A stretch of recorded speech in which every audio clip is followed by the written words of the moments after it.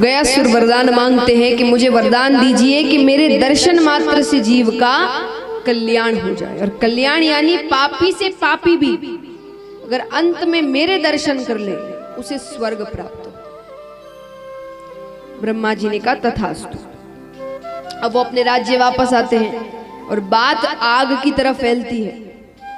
एक गांव से दूसरे गांव, दूसरे गांव से तीसरे गांव, पूरे राज्य में पता चल जाता है कि गयासुर को वरदान मिला है कि कोई भी अगर अंत में उसके दर्शन कर ले तो वो स्वर्ग जाता है। अब पापियों की मौज थी, क्योंकि वो एक दैत्य है, दैत्य की आयु बहुत लंबी होती है, मनुष्य से कहीं ज्यादा। तो यहाँ पर जितने पापी हैं वो पूरी जिंदगी पाप करते, जो मन में आए करते, बस अंत में कुछ समय, कुछ दिन बाकी है अपने मृत्यु को, समझ में आ ही जाता है आपको। वो गयासुर के राज्य आ जाते और वहां उसके दर्शन कर कर स्वर्ग प्राप्त करते। नरक लोक खाली होता गया, पूरी तरीके से खाली, सब स्वर्ग जा रहे हैं। संतुलन बिगड़ रहा है क्योंकि पापी स्वर्ग जा रहे हैं। तब यहाँ पर सभी देवी देवता भगवान के पास जाते हैं, तो भगवान गयासुर के पास आते हैं। अब गयासुर को मार तो सकते नहीं क्योंकि वो कुछ गलत तो कर नहीं रहा।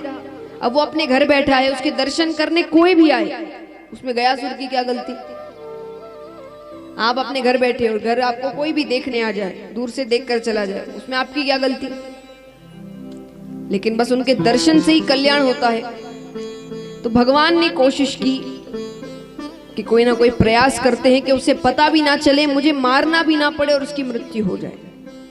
भगवान गयासुर से आकर कहते हैं कि गयासुर, हमें एक बहुत बड़ा पवित्र यज्ञ करवाना है, तो कोई ऐसा स्थान बताओ जो बहुत पवित्र हो, ऐसा स्थान इतना पवित्र कि वहां पहुंचने से ही कल्याण हो जाए। गयासुर ने कहा, मुझसे ज्यादा पवित्र और क्या हो सकता है, मेरे दर्शन मात्र से जीव का कल्याण हो जाता है, आप मुझ पे यज्ञ करिए। अच्छी बात है। गयासुर के वक्षस्थल पर हवन कुंड, भारी हवन कुंड जो है, जोर से भगवान रखते हैं, कुछ नहीं होता। यज्ञ आरंभ होता है, अग्नि इत्यादि है, फिर भी कुछ नहीं होता। कई कोशिशें भगवान करते हैं, पर जब सब विफल हो जाते हैं तब भगवान ने कहा कि गयासुर, अब मुझे तुम्हें मारना पड़ेगा। भले ही मेरे सर पर ये कलंक लगे, पर तुम्हारे कारण पापी स्वर्ग जा रहे हैं, संतुलन बिगड़ रहा है संसार का। अगर कोई आखिरी इच्छा है तो गयासुर ने कहा, एक नहीं दो इच्छाएं हैं, और अगर आपने दोनों पूरी कर दी तो आपको मारने की जरूरत नहीं पड़ेगी, मेरे प्राण अपने आप चले जाएंगे, मैं शरीर त्याग दूंगा, दान कर दूंगा। भगवान ने कहा, कौन सी इच्छाएं? बोले, पहली इच्छा, ये यज्ञ करते वक्त कोई भी आप धर्म का कार्य करते, कहते वहां देवी देवता निवास करते हैं आकर, जितने समय तक कार्य हो रहा है धर्म का कार्य, तो बोले जो यज्ञ करते वक्त जितने देवी देवता मुझ में निवास कर रहे हैं, वो जब तक सूरज चांद रहेंगे मुझ में निवास करेंगे। भगवान ने कहा, अच्छी बात है। दूसरी इच्छा, ऐसे तो श्राद्ध इत्यादि करवाने से मुक्ति मिल जाती है, पर अगर कोई ये सब ना कर सके तो वो मेरे धाम आकर बस इतना कह दे कि भगवान मेरे पितृेश्वरों को मुक्ति प्रदान करिए, आप उनके पितृेश्वरों को मुक्ति प्रदान करेंगे। तब भगवान ने कहा, तथास्तु। इसीलिए गया जी की इतनी महिमा है, बोले श्री गया धाम की, क्योंकि उसे वरदान प्राप्त है। अब महाराज मुझे एक बात बताइए, गयासुर ने अपने जीवन में ऐसा कौन सा कार्य किया था कि उनका नाम हम श्रीमद् भागवत में ले रहे हैं? बताइए, कौन सा कार्य किया? उन्होंने अपने शरीर का दान कर दिया था, उनके प्राण अपने आप उन्होंने त्याग दिए। दान का ये महत्व होता है। जब आप किसी अच्छे कार्य के लिए दान करते हैं, सहयोग करते हैं, किसी का जीवन सुधारते हैं, तो आपको बहुत फल प्राप्त होता है। और ये दान ही है जो आपके साथ जाने वाले हैं।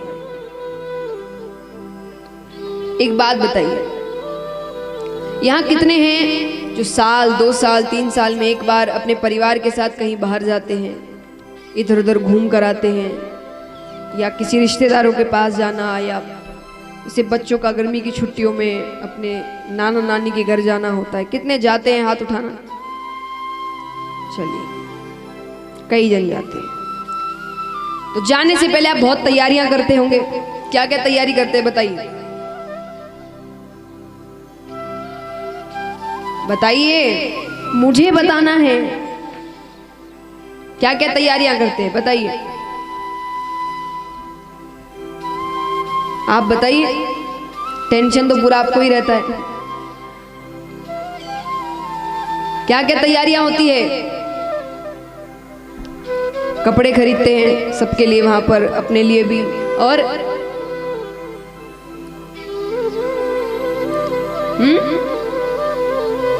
जल्दी बताओ, इतना समय थोड़ी है। सबसे पहला कार्य क्या करते हैं? टिकट बनवाते हैं। भाई जितनी जल्दी बनाओ उतना अच्छा, उतनी सस्ती मिलेगी। थोड़ी शांति, बैठ जाएं सभी।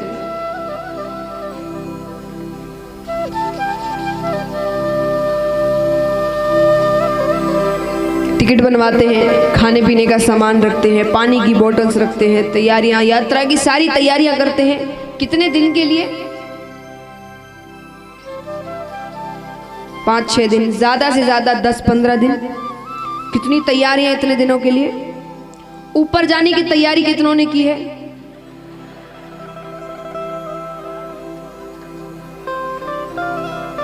कोई तैयारी नहीं की ना? आपने कर ली?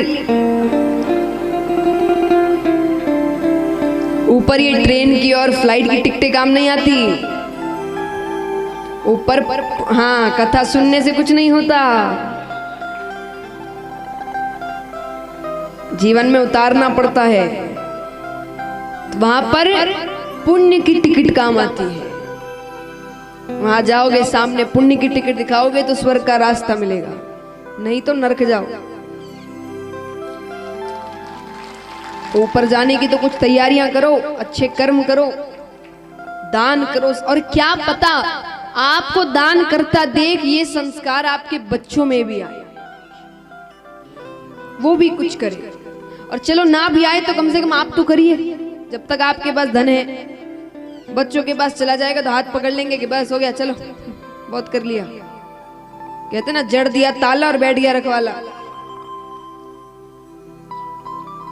क्योंकि ये जिन दूसरों को हम प्रसन्न करने में लगे हैं ना, ये कोई साथ नहीं देने वाला।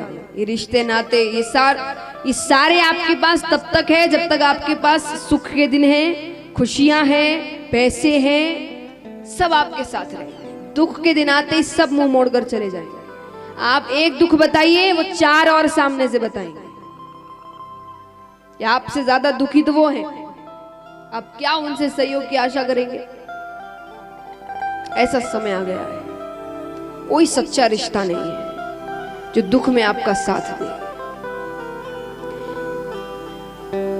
एक बार एक गांव में एक सेठ जी रहते थे, बहुत धनवान, खूब धनवान, सबकी बहुत सहायता इत्यादि सब करते। तो सेठ जी की एक बार उनके घर में किसी की मृत्यु हो जाती है, बैठक होती है। तो मृत्यु किसकी हुई? सेठ जी की बिल्ली मरी। कौन मरा? बैठक होती है, सेठ जी की बिल्ली मरी तो पूरा गांव आया बैठने। पूरा गांव आया कि सेठ जी की बिल्ली मरी तो पूरा गांव आया, और सेठ जी मरे तो एक भी नहीं आया।